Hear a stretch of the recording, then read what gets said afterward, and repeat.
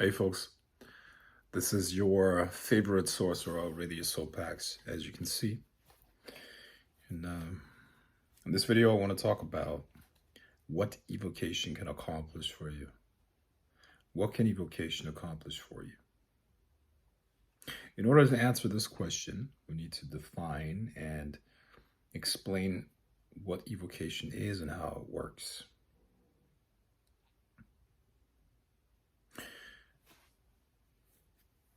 Evocation is generally understood as calling a objectively real spiritual force that exists outside of you and giving it a task and then sending it out back into the world and having that being change whatever you asked it to change, and then reaping the rewards of that. That's, roughly speaking, that's evocation. Now, any real magician who has a lot of experience with this will tell you that this must be a definition that has been written by either a scholar that is not practicing, and most likely that's the case, or somebody that claimed to be an actual magician but didn't really practice, because evocation will always invoke the force that you're calling as well, even if you're inside of the circle, even if you have all of those god names written around the circle, even if you say 100 prayers or whatever to keep it away. You have to invoke it to an extent, because it has to enter your consciousness, you see. It has to enter your consciousness. So the demon will be invoked to an extent, just like when you're invoking me right now. Okay. What is invocation? You allow something access to into your universe. Okay. Now,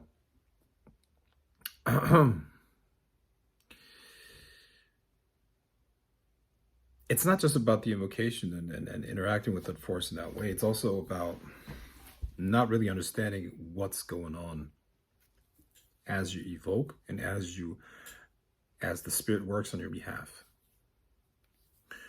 Anything in the physical world is not just what is visible or can be perceived with the physical senses, right? So look at me. I have a physical body. There are various parts to me that you can see and pick up with your physical senses, but there's also an invisible part to me. This is my aura that has various different layers to it, and so on and so forth, right? And this is a spectrum. So there's a gradual merging of everything. Okay, so there are parts to me that are more or less distinct, but even the distinctiveness or the separateness of physical matter is an illusion, right? But at an energetic level, everything really begins to merge with each other. Okay, it just depends on what level of reality you look at. But there are parts of my energy field that are connected with your energy field and vice versa. And it goes even, at the end of the day, everything is connected at some level. Okay. Now, we're not talking about the very, very expanded levels of reality, those energetic layers that really are kind of like universal connecting fields. Let's talk about the stuff that is very close to physical reality, okay? So it's pretty dense still. There's an invisible part to you, let's say your etheric or astral body. And there's an etheric or astral body to another person. There's an etheric or astral body to any event, situation, problem, whatever, right? And they can't exist without each other, okay? So if there's no physical or let's say nothing can exist in the physical universe unless it has a counterpart on the other side, so to speak, or an energetic counterpart. This is not the case for Like, it's not the same way the other way around. Things can't exist energetically without having a physical counterpart, right? But anything that exists in the physical must have an energetic counterpart. So does that mean by creating something energetic, or like an energetic counterpart, you can create something physical and bring it into the physical? Yes, exactly. That's exactly what that means. Now, does it also mean that by changing that energetic counterpart of something physical, you will change the physical expression? Yep. And this is, in a nutshell, the art of magic, witchcraft, sorcery. Listen, spirituality and magic are very, very related. They're connected. There are hardly any magicians who don't have a strong spirituality, but they're not the same thing. Magic and spirituality or sorcery are not necessarily religious. They're technologies. And the art of magic, sorcery, is controlling these invisible fields, changing them, also reading them. If you're oops, my cards just dropped. But if you're reading tarot, for example, what you're doing is you're using the card as a sort of like a gateway to tap into the energetic layer of a situation or a person, and then you read that, you interpret that. By the way, if you want to open your spiritual sight, just look at something, and everything has an energetic counterpart. You see, this fucking cup of coffee has an energetic counterpart to it. Okay, a spirit, if you will, and you can communicate and read that spirit. How do you open your spiritual sight?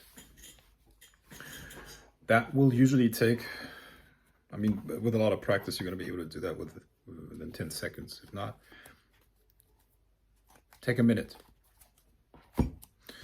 As you're looking at that object or a person or tarot card or whatever, imagine that you have a screen that is between you and that thing, and you're looking through the screen at that thing. Put your attention beyond the screen that is between you and that object.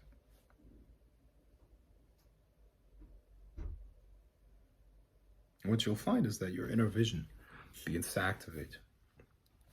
You got to stay calm, you got to stay relaxed. It's just taking a little bit of practice. This is how you can open sigils. But what you're really opening is your own awareness, your own connection to this energy field. Because you're plugged into this invisible world, you see.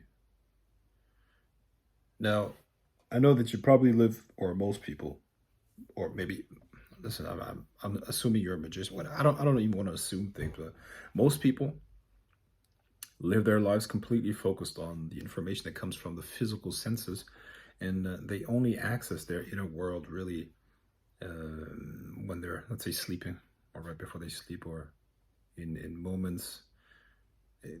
At least it's not something that they do intentionally and on a regular basis. Now, when you're a magician, or when you have a strong magical practice, you will develop your inner world and your inner perceiving, your inner perception through meditation and so on and so forth, right? And you'll then be able to perceive this invisible world that is the flip side of this physical world. And this physical world is a consequence. Now, there are ways on how you can change the energetic by changing things in the physical, but usually, most of the time, things change energetically and then they have a physical counterpart. There's a good metaphor. I think I heard that watching a video by David Icke, which I really liked. I don't care what you think about his stuff and all that, but I'm not even 100% on one page with that stuff. But it doesn't even matter. But he used a very interesting metaphor when he talked about reality. Physical reality is a reflection of something else. And he said, if you want to change your reality, you can't change it directly, if that makes sense. In the same way, you wouldn't look in a mirror and maybe you don't like your hair. You don't try to change the hair of the reflection in the mirror. What you do is you change something here on your own head, which is causing the reflection. You see, this is a very good metaphor of how change has to happen in the world. So this is what we do as magicians. We change the energy field around that situation, person, whatever, right? So if you're calling a demon in an evocation and you send it out and you want a specific thing to happen, first of all, you should give the demon the energetic blueprint of what it is that you want. Usually if you're just sitting there and saying what it is that you want, it's not going to be as potent. Now, words are symbols. They have a certain energetic quality and resonance that will be picked up by the spirit, right? So he might have an idea of what you mean, but it's, you know, it's very subjective, you know. It's like happy. Everybody has their own personal definition of what happy means, or in love, or beautiful, and all that stuff. All of these things are kind of like subjective things. But I tell you, what's a better way of transferring your intention and desire over to the spirit? It's when it's there, you clearly visualize, and visualization automatically creates an energetic blueprint. You see, this is why it's also a very good ritual to just have the sigil of the spirit there, and to open it up through that gaze that I just described, and to visualize clearly what it is that you want. What you're doing at that point is you're sending an energetic blueprint over to the spirit and letting it know what it is that you want, you know. So let's say you're doing the evocation, and as the spirit's there, and before you give them the request, you visualize that very, very clearly and make it really, really clear to yourself. Now, what are you doing there? In this invisible world, you're creating the blueprint, and you tell that spirit to bring you what it is that is represented by that. The spirit can also change certain things for you. Let's say you have a problem in your life. That problem that is manifesting physically is the reflection of a certain energy field. The spirit can change that for you. Once again, you got to let them know what it is that you want clearly. And when you use those secrets here, or when you use those little tricks, you will get much better results with your evocation. So what is magic capable of, or what is evocation capable of, or what can it bring you? Whatever you can clearly imagine and visualize. And of course, find a spirit that specializes in that, because not every spirit can, or every demon can bring you everything. They always have like offices, so to speak. And that information is, of course, part of their description in the grimoire. Sometimes you're going to have to read between the lines, because, you know, certain things that were valuable in the Middle Ages are not going to be valuable today, but the spirit can still do valuable things for you today, if that makes sense. I'm sure you know what I'm saying. So this is essentially the essence of magic. Now, your desire should not be suppressed. What do I mean by that? In my opinion, the best way to approach this journey is to not deny your desire or your fears or any of that stuff, right? In fact, you should use those, especially on this more free spiritual expression that you're following here. You should see your desires, your fears, and your passions as a path to your higher self, which makes a lot of sense. Because evolution is really continuous expansion of your consciousness. Think about it. As I'm sure you've heard this thing, order out of chaos, right? I'm sure you heard that. And this is what we're here to do as spiritual beings. You're a spiritual being in a temporary physical vessel. And Now, what's your job here? What are you supposed to do? You're perceiving various things, and you have all of these desires, you have these fears, you have all of these limitations. Now, order out of chaos means that you're supposed to conquer them. You're supposed to grow past them. That's what you're supposed to do. So, all of these things that I just mentioned, your fears, desires, your passions, they're your guides, because they are what gives you motivation to grow to the next level. And you should never deny your lusts, your passions, your fears, and all that stuff. You should instead embrace them and use them as teachers, because on the other side of that, there's a greater you. And hopefully, if you take it very, very, very far, there's going to be your daemon at one level. All right, your daemon. I'm talking about the daemon in the sense of how Crowley used that word. Aleister Crowley, your higher self. Let's call it that. And on this path of fulfillment of those things, because what is the conquering of that obstacle really? The conquering of that obstacle is, think about it, it's the changing of a specific energy field that represents the manifestation of your fear, of your passions, of your desires. And in order to attain those things, you need to change the invisible part of that physical manifestation. And in order to do that, you must grow past yourself, your current energetic, because you have an energetic counterpart as well. And that must grow past your current limitations. The demon is there as your emissary. But you, with your whole being, must dare to have that first, what the demon can bring you. I said it many, many times. It's not magic that is limited. It is the magician that is limited in what he is able to integrate in his consciousness, what he's able to, for lack of a better word, conquer and devour with his own energy. The more powerful you are, the more and the greater things on the other side you can conquer. If that makes sense. You can overcome and you can integrate into yourself. And on the other side of the fulfillment of that passion, of the desire, there's a new you. And of course, the fulfillment of your whatever it is that you wanted. But it's only going to lead to a new level. And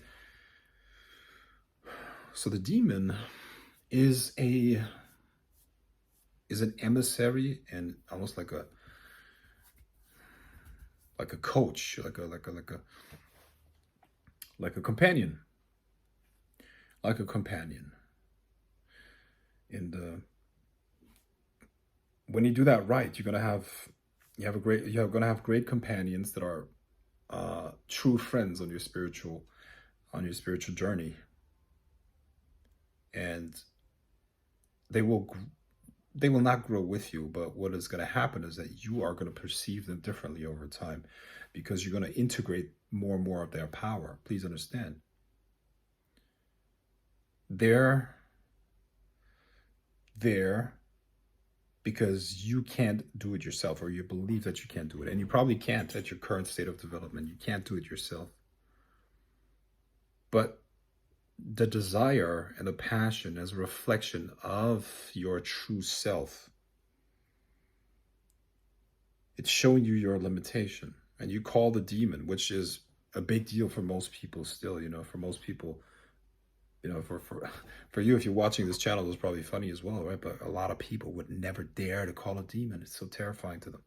So they haven't made the first step even in their own spiritual evolution. It's funny. They're literally children still. But as you call the demon, as you have dared to call it and transfer your will, you must change something within yourself, within your own energy field, in order to give that command. And then when it arrives, It will feel natural. Why? Because you're already matching that. You see? And then it's going to be natural. Sometimes you just have to do small things to get it, or it's going to come all by itself, but it will arrive. And with each one of those steps, you will grow, and the Spirit is going to show you a different face of itself because you have changed.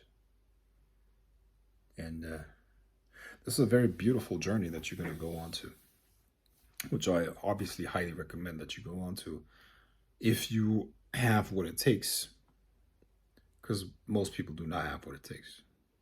But if you have what it takes, if you're one of those few, you will not only conquer all aspects of your life, but you will grow into levels that you wouldn't even believe are possible for you.